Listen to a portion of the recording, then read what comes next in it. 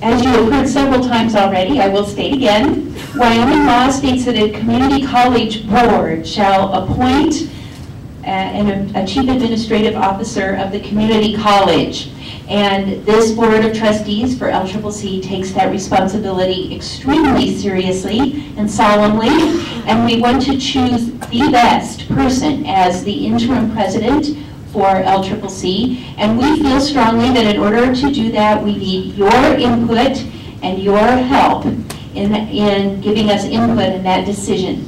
So you should all have a score sheet, which is what color? Yellow. A yellow score sheet that you can use to score the candidates and make comments, and we invite you to please make comments. Please keep your score sheet with you until the final candidate this afternoon, if you are able to stay for our 6th candidate. And then please turn your score sheets into a board member. That could be me, or Carol, or Kevin, or Ed, or John. There are 5 of us here this afternoon. The board will tally those score sheets. We will look over your comments.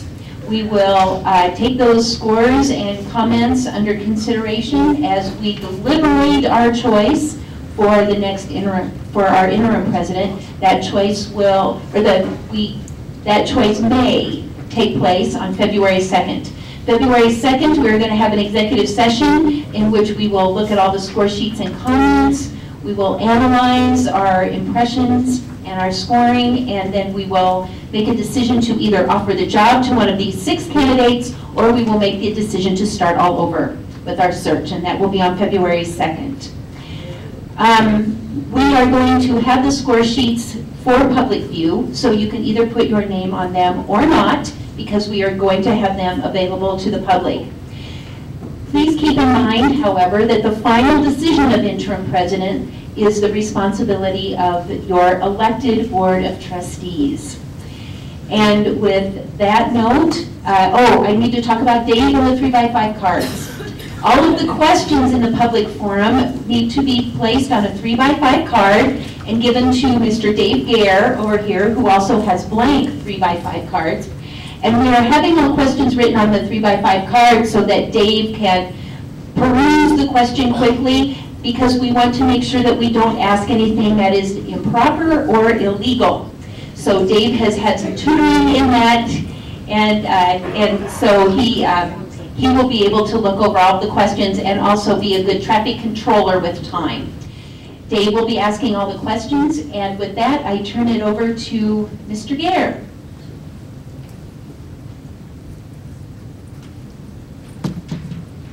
In no particular order. Okay, given that this is a temporary interim position, why are you interested in this position? This is on, right? Am I allowed to sit down on some of these questions? Pardon me? I can't? Oh, that's fine. All right. This kind of gives us the Las Vegas look. You know? And as a former instructor, you'll find out that I paced during my instruction. The question is, why do I want this job? I have a vested interest in this college, folks, and I'm very concerned about its current state of affairs. I spent 20 years here as an instructor and in other capacities. I feel at home here, and this is part of me. So when things kind of go astray, I feel the pain as such, just as you do or have.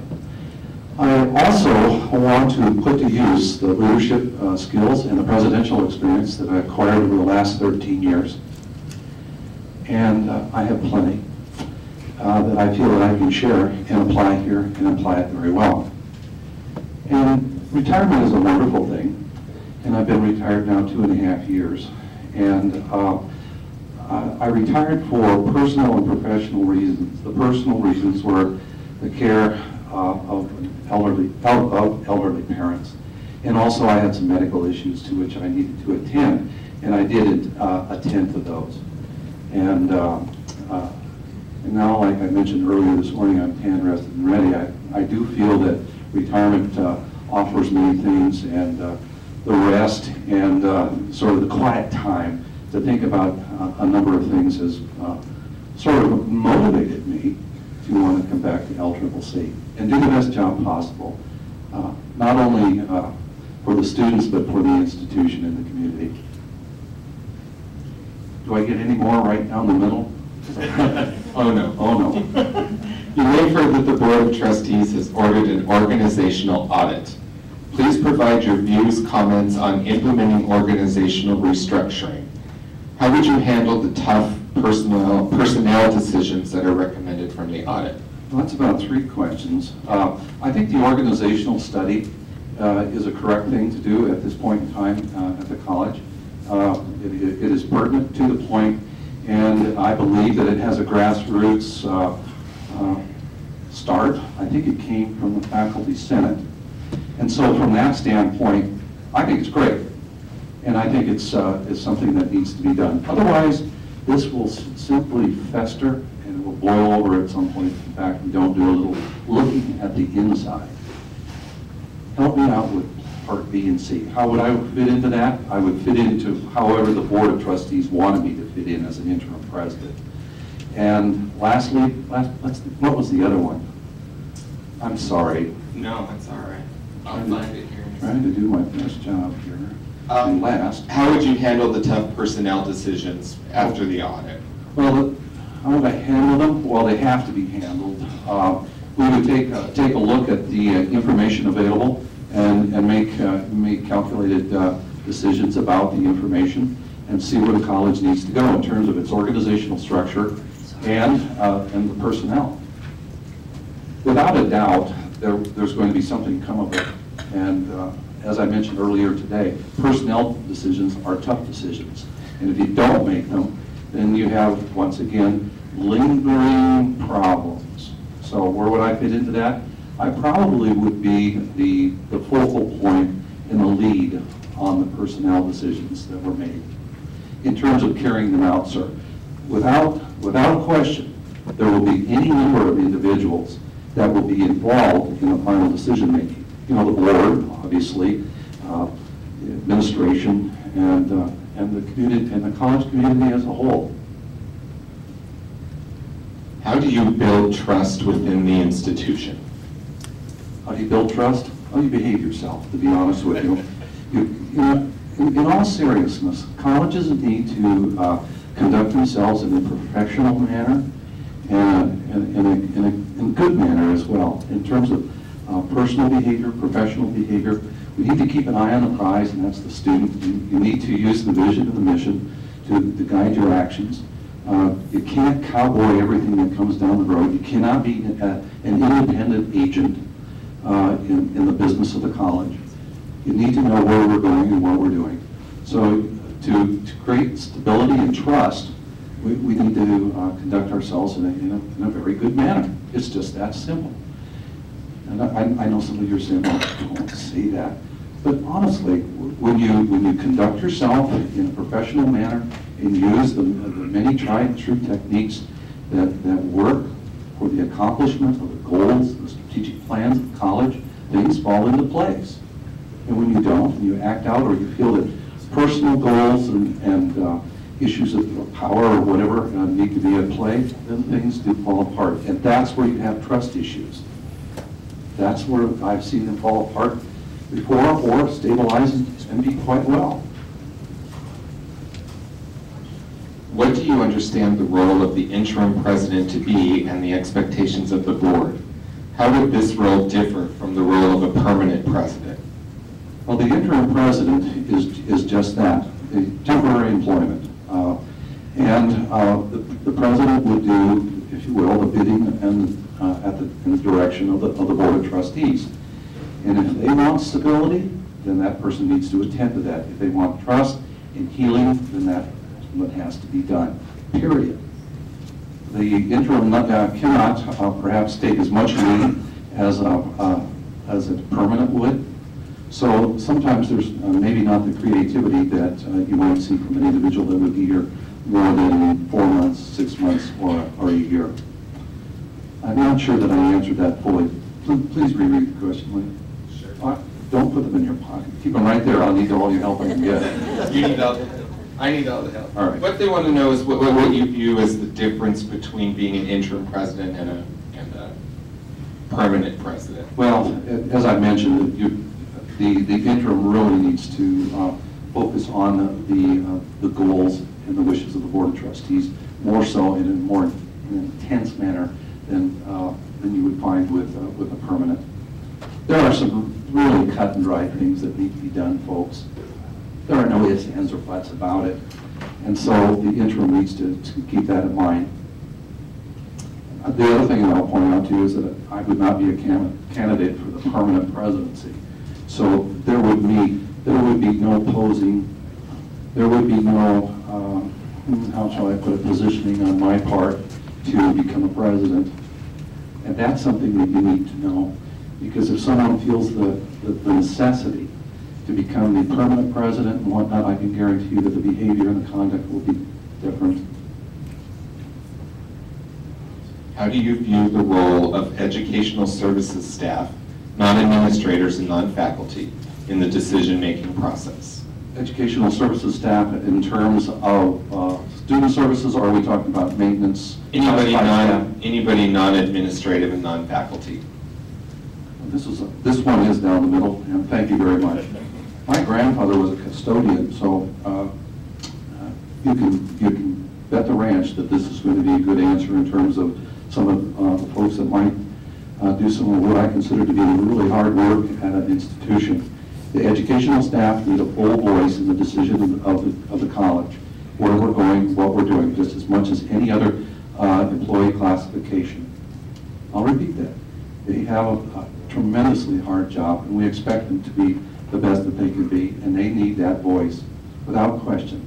And so, an interim president and a permanent president needs to take into account their concerns, their wishes, as much as anybody else.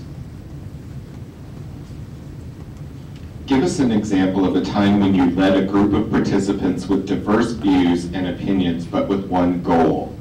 How did you bring them together to accomplish the goal?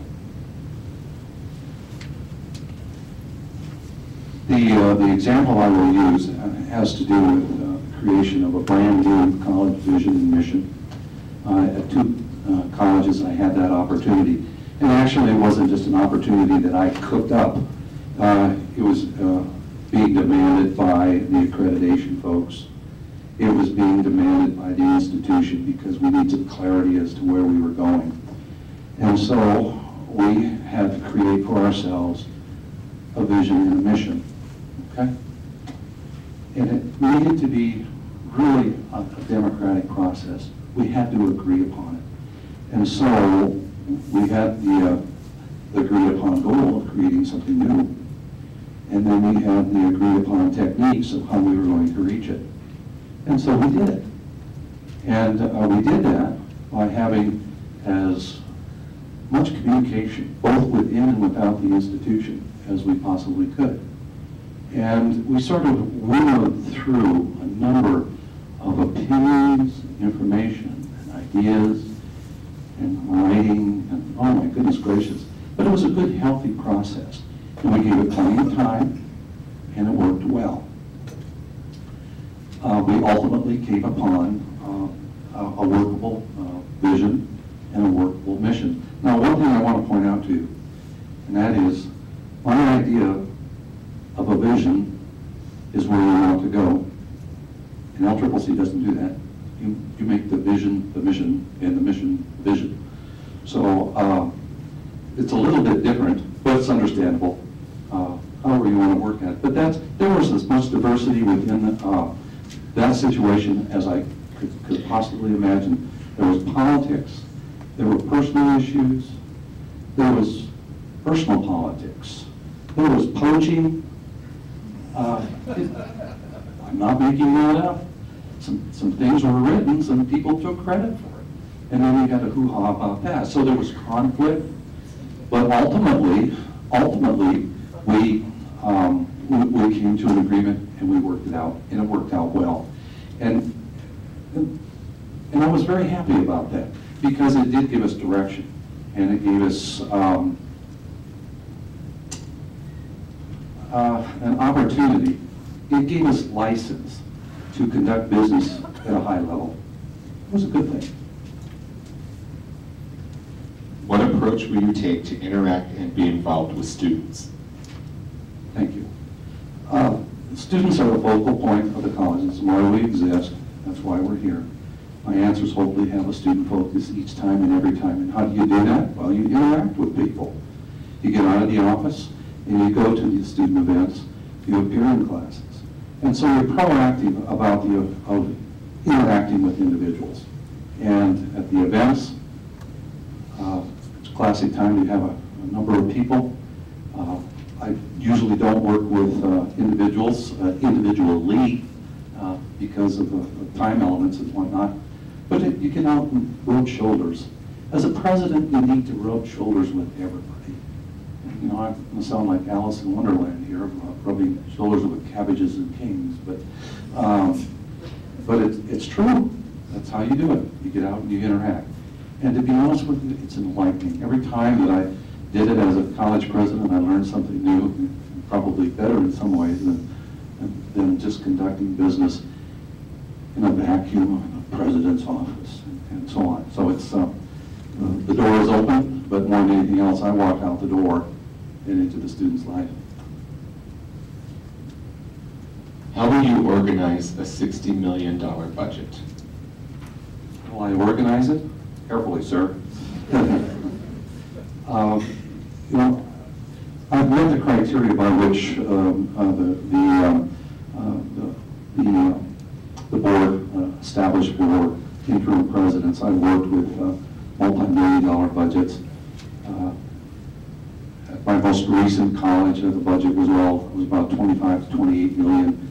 The foundation had $25 million in its corpus, and probably around $1 million budget and whatnot.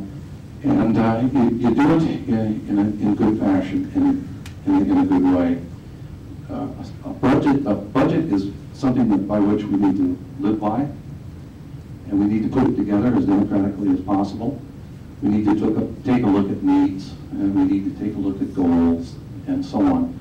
But typically, a budget is put together in a historical fashion. We usually take what exists and we build upon that. If you want to burn it down and say we're starting all over again from scratch, then we have a lot of work to do. So I probably would do it historically with the information available. I don't like to do zero-based budgeting. If you want unhappy people, do zero-based budgeting on $60 million, and you'll be off to the races. Because what you will find out is that not everybody values everybody else and what you're doing. So I probably would do it, or suggest that it be done on a historical basis, and do some tweaking as an interim president. Now, I have to tell a story. $60 million is easier to deal with than if you had a small budget. Because in smaller budgets, oftentimes you have more demand and you have any number of people that want the funds. Once upon a time, I used to chase the rodeo team around here. And I think our budget was $380. I'll never do that again. You could put a gun in my head and I will never manage a $380 budget ever again. Give me the $60 million, because things seem to be a lot smoother. Maybe it was those rodeo stars, I don't know. But it's to be done carefully. People sort of talk about money in various ways and fashions and forms and whatnot, but it is the lifeblood of what we do, and we do have to grease the skids to take care of business. It's the filthy lucre. The love of money oftentimes causes us to behave differently and so on, but in creating the budget, the bottom line is we will do it carefully, and we'll probably do it historically, tweaking it at this point in time. When the new president comes on, and the board has some things in mind for that individual, please be my guest and have right at it. Over the past 5 years, enrollment at LCCC has grown. In several areas, including instruction, the number of employees has not kept pace. What strategies would you use to address this issue? Well, thank you. The organizational study would be a great place to start this. And I think I know who wrote this, somebody in the faculty. and they had a legitimate point. They're only needing one full-time faculty, and I do know, in fact, that there are overloads and there are some concerns about all of that. And you really, as an institution, need to pay attention to your full-time faculty because they are carrying a ton of work on the back of their shoulders, and we expect them to do a ton of work. So, having said all of that, it's probably in the best interest of the institution to have plenty of full-time faculty. LCCC has a wonderful wealth of opportunity for part-time instructors. We have three nearby institutions from which to draw part-time folks. And that's a good thing. And I must admit, from the time I left in 1993 until I maybe come back here, I've been absolutely envious of that. And so I know that trendy, hip community colleges use part-time instructors and that sort of thing. But we cannot forget the fact that we really need to grow the faculty ranks to keep pace with the demands of the student body and the enrollments. It's critical. Now, it comes at a price. It comes at a price. You have to have, if you have more students and you have more faculty, then you need more classrooms and you need more offices. There are any number of things that we need to look at as we go around all of that. Now, once upon a time, in a land far away, there was an administration building. I shared an office, and that was all right. And I know we could go back to that, but that would only be a very temporary situation for some of that. We have to take a look at all the ramifications of having more faculty on campus, but we do need them. I'll make that statement plain. We do need them. Please tell us about an original idea of yours that you were able to implement successfully.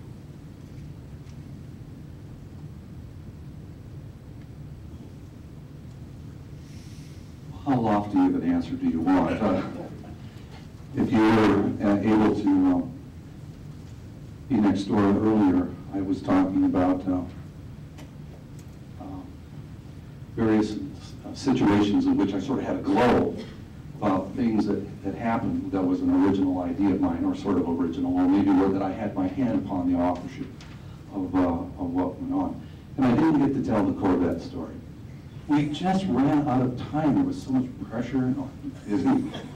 But the Corvette story. As a president, you get to make lofty decisions, and you get to make decisions that are, different. Some of them perhaps are pedestrian and whatnot. But you have to take advantage of opportunity when you see it. And so, in a given period of time, of 13 years, I've probably seen a number of things. So one day, a 1979 Corvette was donated to a college in Idaho, and I was the president, and it rolled in, and it looked awful. And everybody said, let's get it started and sell it. And I said, no, let's just get it started and drive it. So I jumped in it, it started, and I drove it around the perimeter of the college. I got halfway, and the transmission fell off, literally. So I said, boy, this is a long-term project. So we packaged it all up, we took it over to auto mechanics, and we put new transmission and a new engine in it, new interior, and painted it, new windshield, and all the tires, new wheels, and everybody was sort of skeptical of all of this. And I had an idea, and the idea was this: our mechanical trades were suffering. They were taking it on the lip from various and sundry institutions that competed with us, and I said, we have to do something different. So we took the 1979 Corvette, and I explained it to people that we would use this for recruiting, parades, and presidential travel. And we did. The recruiter that we had was Cheryl Dykstra from beautiful Thermopolis, Wyoming. And Cheryl knew how to get things done. And she took that Corvette and turned it into one of the best recruiting techniques I've ever seen. She'd show up at high school mechanical trades, and the kids would mob it and whatnot. And lo and behold, mysteriously, our enrollments went up to 100%. We were at capacity. Cheryl came to me one day and said, you know what, if I'd driven up in one of those white Ford Explorers, nobody would come to see me, but we actually used it. Now, I guess what I'm saying, now that's a fairly new decision that was made. It was an idea of mine. But I sold it with the people that it would impact. And it did, in fact, impact, and it got the job done. Now, are there other lofty ideas that I've had that are perhaps more germane to higher education? Absolutely. But in this case, we felt it a great need to have students in the desks, in the shops, and whatnot. I can talk about annual strategic plans and the content thereof, and visions and missions and whatnot. And my hand was upon many of the things that were in the content of those documents and whatnot. But we sold it the same way. We knew where we were going. I tried to make it as a participative approach as possible, and we tried to, once again, focus on the students. I will tell you that one student drove the Corvette. Cheryl drove it a lot. We did ride in the parade, and I will tell you that after it was done, I was very, very happy about it. So I decided to take it on a trip to Boise. And so I drove it to Boise, and we were going to meet at Boise State University, and I met, and I got preferred parking for it. But as I got out of the Corvette, I realized that I would also have to have a chiropractor meet me in the future wherever we took the Corvette. So for me, it was a one-shot time deal, but it did the trick. Once again, folks, there are any number of ideas that I'm very proud of, which I am proud. That was one. By the way, I think on bottom of this it says that there should be a good dose of humor, so I'm hoping that this will qualify as that dose. Yes, sir. What do you believe about your experience, knowledge, and skills to make you the best candidate for this position? Well, I feel that the experiences that I have had in colleges have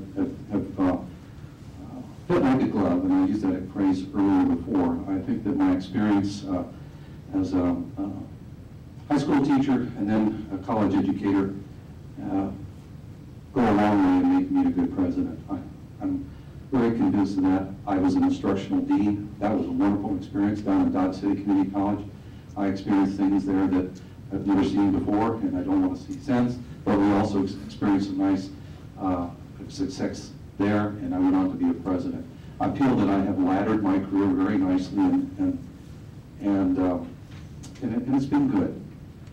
I've gone from, like I said, high school teacher, college instructor, instructional dean, president, technical college, community college. If you were to read the Chronicle of Higher Education, and they used to do stories about this, about what is the best way to achieve a presidency at a community college, you would see distinct similarities between my experience and those articles. But the other thing I wanted to point out to you, was my education. My post-secondary education involved receiving a Bachelor of Science in Business Administration from the University of Denver, a Counselor Ed degree from the University of Wyoming, and a degree in Educational Leadership from the University of Northern Colorado. All of them have contributed significantly to my successful presidencies. And you probably say, well, what did you draw upon? And, you know, there are any number of things, but having my degree in business has paid big time. And I'm so happy that I took accounting in college. It has been a godsend to me time and again, so I could deal with those $60 million budgets, or I could deal with the $200,000 shortfall, or whatever. I want you to know that I took 2 courses of accounting. I got C's in both of them.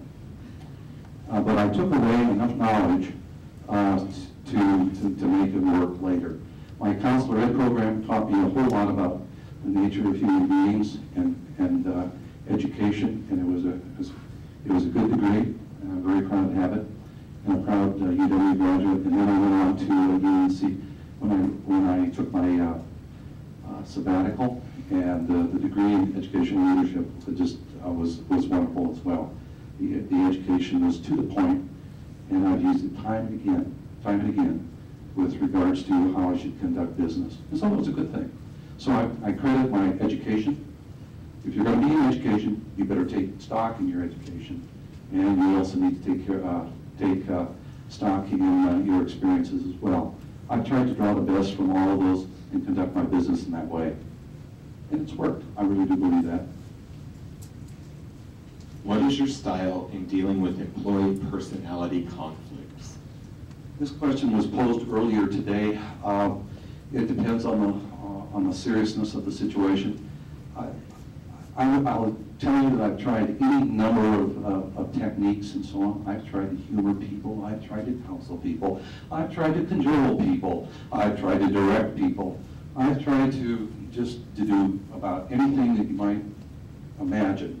But if it is serious enough, and it has to do with politics, and it has to do with the conduct of business at the college, I do encourage that we follow college procedure and iron out differences so that there isn't any, how shall I put it, stone unturned, and also that we do it in a correct and productive fashion. What is your philosophy in promoting a fast-growing branch campus? Yes. If the need is there and our vision and our mission is to serve, then we need to serve that as resources allow and conduct business wherever that is. Now, I've had that experience, believe it or not, at a little tiny technical college in eastern Idaho.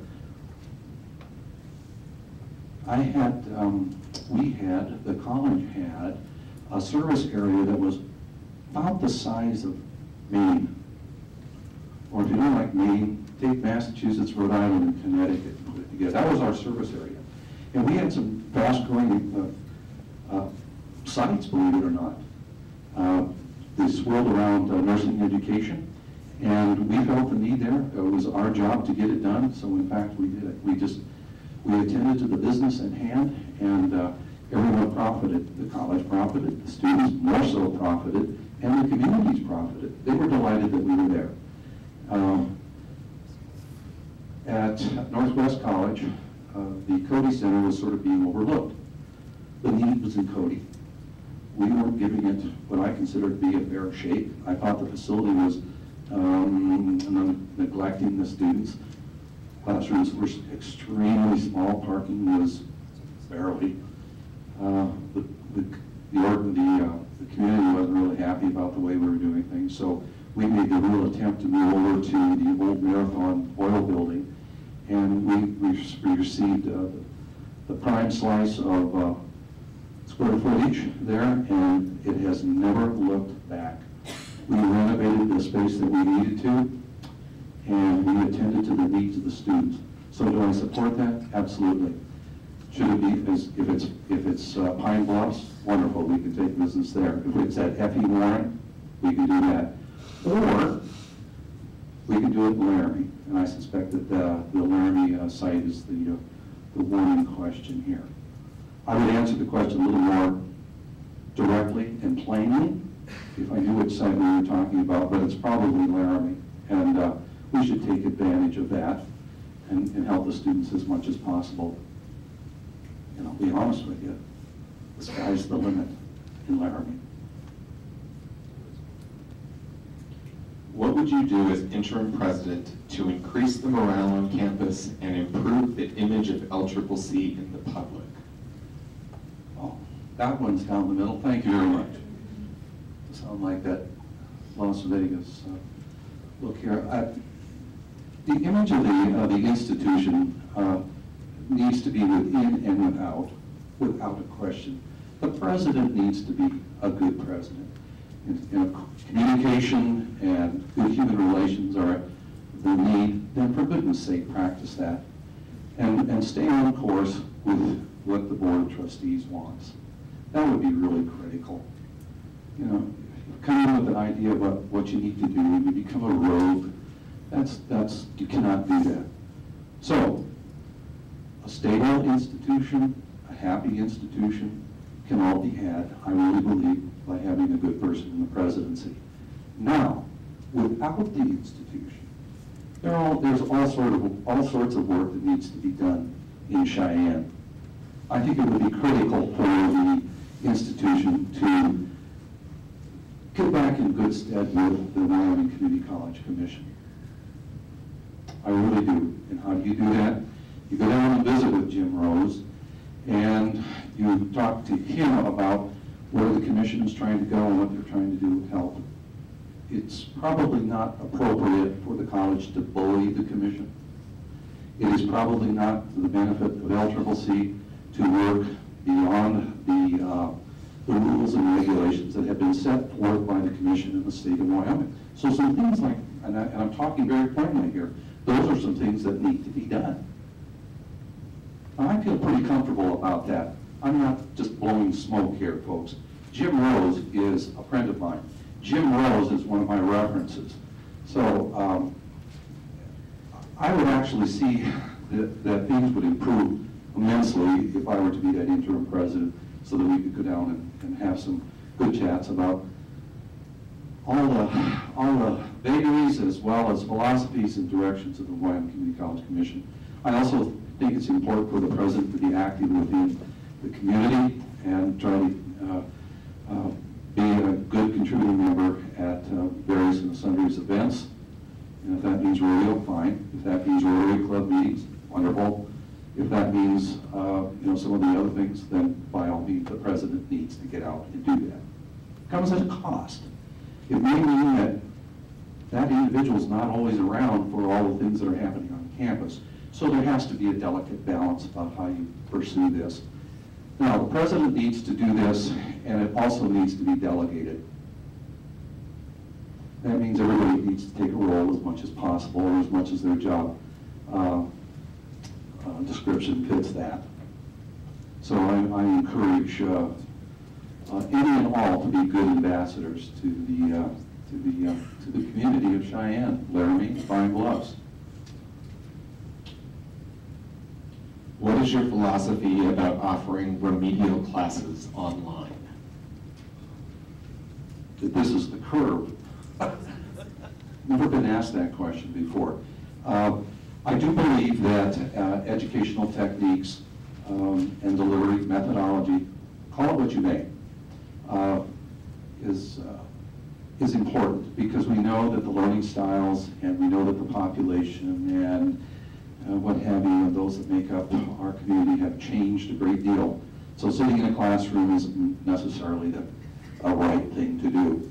So if we need to take advantage of the delivery on remedial classwork, fine, let's give it a whirl. If it hasn't been done, if it needs support, if it has been done and it's tried and true, let's continue it.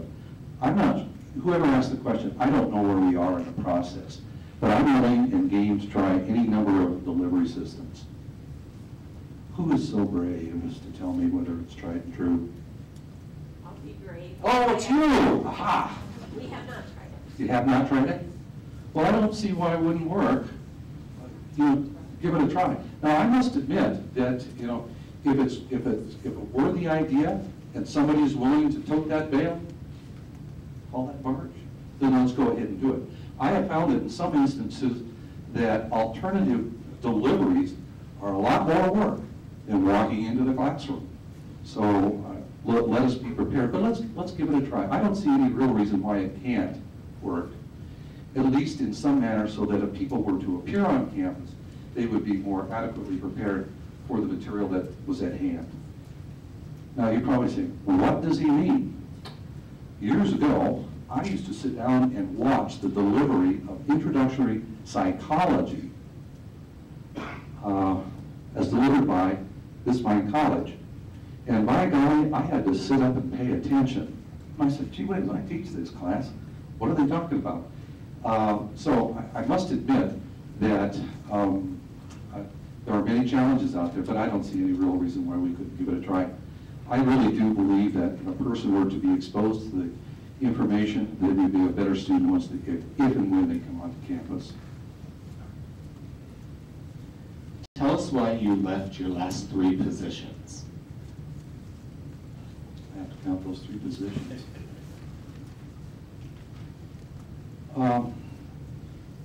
We'll start with the Dodge City Community College. I left Laramie County Community College in 1993 with an early retirement and went to Dodge City Community College as an instructional dean. And I had a good time over there. Things were going well, but I also mentioned to the president that I was interested in becoming a community college president at some point in time. And whenever that opportunity availed itself, I said I would apply. And the opportunity came open at Eastern Idaho Technical College in Idaho Falls. I applied, and I was successful. There were 76 applicants for it. I won the job.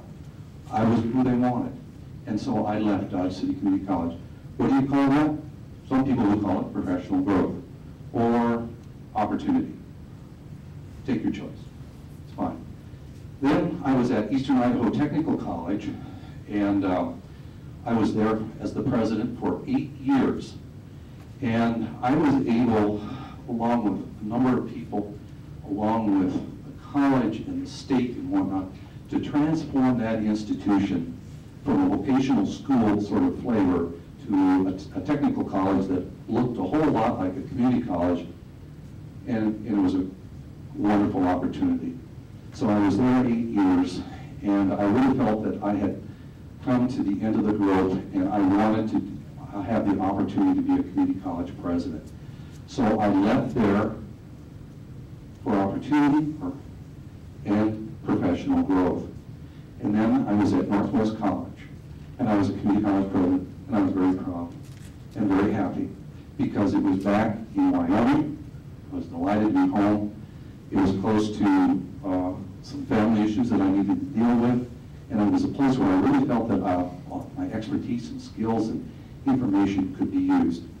And the college prospered over a period of time. There were a lot of lumps and bumps, a lot of works, but we worked through things, and I'm very proud of the work that was done there.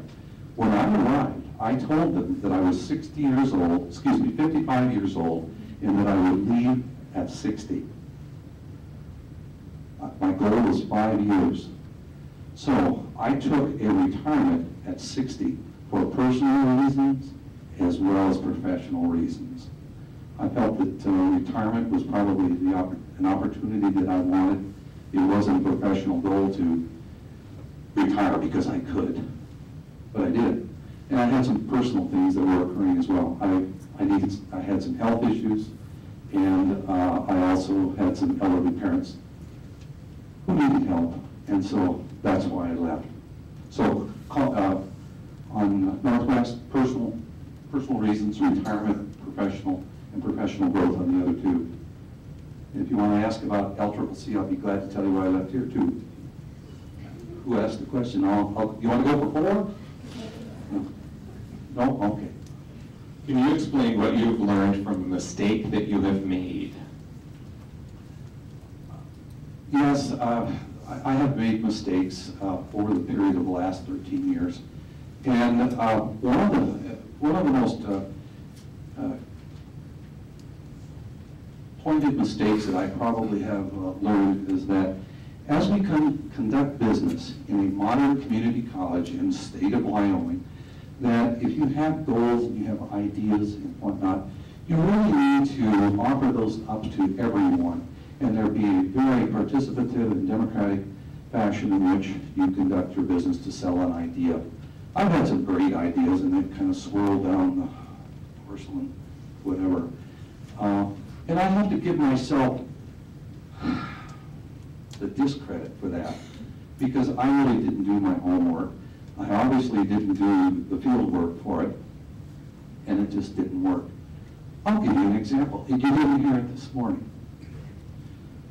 Northwest College was working hard, creating more enrollment, because we frankly, during the years of 2003 to 2008, were getting pushed around and manhandled by colleges like Casper College and Laramie County Community College. I mean, we were just, treading water.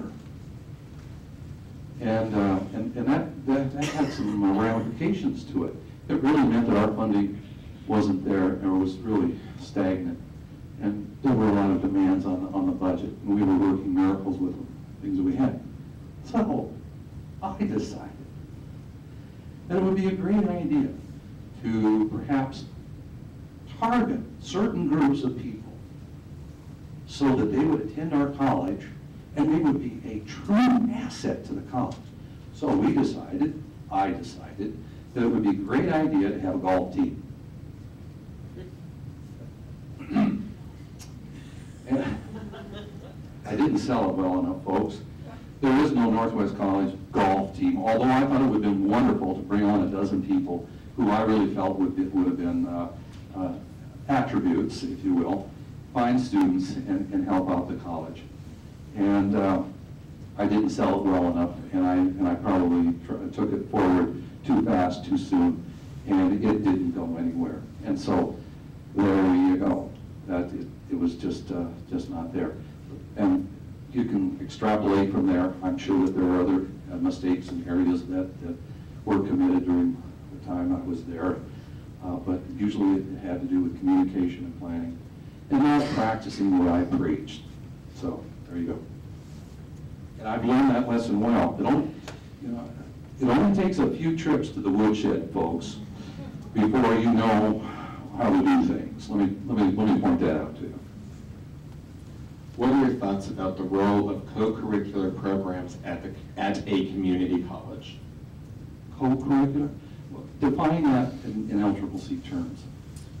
Programs that are related to perhaps academic areas, i.e. rodeo, speech and debate, theater, athletics, etc.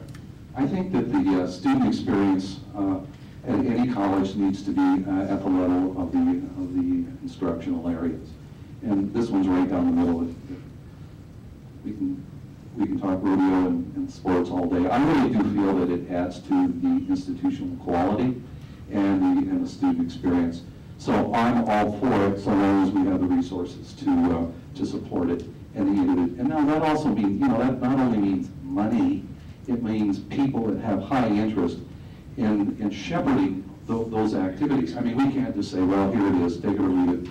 Go with God, have a nice day, and whatnot. It really needs to be organized and directed by the institution. So I'm all for what you just mentioned. Student experience needs to be as rich as the instructional experience. LCCC utilizes the Academic Quality Improvement Program, or AQIP, to maintain its accreditation with the Higher Learning Commission. Discuss your familiarity with the AQIP process. Thank you. Now, this is a curve as well. I am familiar with AQIP, and I have to tell you that my institutions did not use it. We still held on to the old, and we did it very well. Probably as close as I came to it was in the Northwest Accrediting Association, which is a whole lot different than North Central. And so the system there probably has an AQIP flavor, so I'm aware of it. Would I be a quick study? The answer is yes, but my college has never used it. Now, do I have is there a weakness? Well, I'll stand up to it and say yes it is, because I don't have the experience, other than sort of the passing familiarity in the Northwest Association. If you were the successful candidate, what do you hope to accomplish during your interim appointment, and what would be your first priority? Thank you. The priorities would be delivered by the Board of Trustees, and I would follow those. I don't think that I would get too creative or too elaborate with what I wanted to do or where I would go. The board spoke this morning about healing, comfort, stability, acquisition of a new president, so on. Those are the things that I would do. I'm not going to do any creative writing. I'm not going to do any creative presidencies. I would seriously attend to business. The board will speak, the board will have spoken, and I will conduct business as directed. As all colleges do, LCCC has some instructional programs with consistently low enrollment. As the interim president, what would you do to support and encourage growth in those programs? Another curve, huh? Okay. Invariably, there will be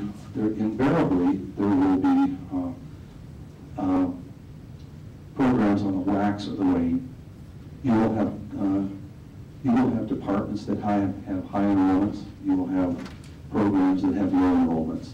It's inevitable. If there is a department or a program that's in desperate straits, then you need to attend to that. As a president, you can do what you can, but we're a little body here with vice presidents and deans and directors and faculty members that probably can find strategies by which to remedy this. And I would suggest that the responsibility be with, of course, the president to attend to this. As I mentioned before, it's good to have a proactive president, but it's probably good to give authority to those individuals to do some problem solving and see if we can increase the enrollment. I don't know which those programs are. And forgive me, I really have not seen any enrollment reports with regards to that. I may be able to speak a little more directly and in an informed manner if I do. But I know that things can be turned around. I know that not necessarily miracles happen, but I do know this, that if you persist with regards to enrollment, you can take care of those problems. That will conclude our public forum. Thank you. That's it. Are there any questions from the group? I'm willing to take those, sir. Any subsequent questions? If that's all right with you, then? Going once. Would you be? Thank you very much.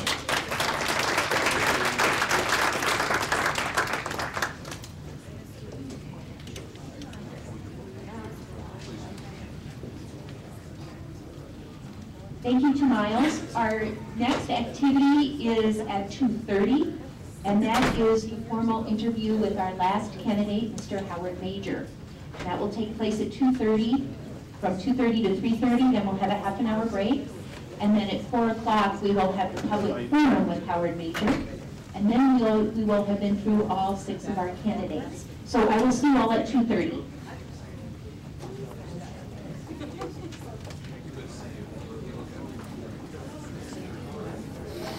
We have a problem. The mouse. Good, how are you? It's been a while. Oh no, it's back. I've been clicking everywhere. It just seems to happen. Thank you. You're welcome.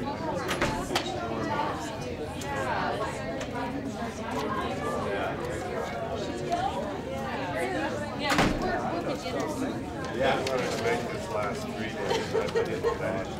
But it's a cute instrument. So, yeah, I was looking forward to that. That's one of the things that you brought to the first one today.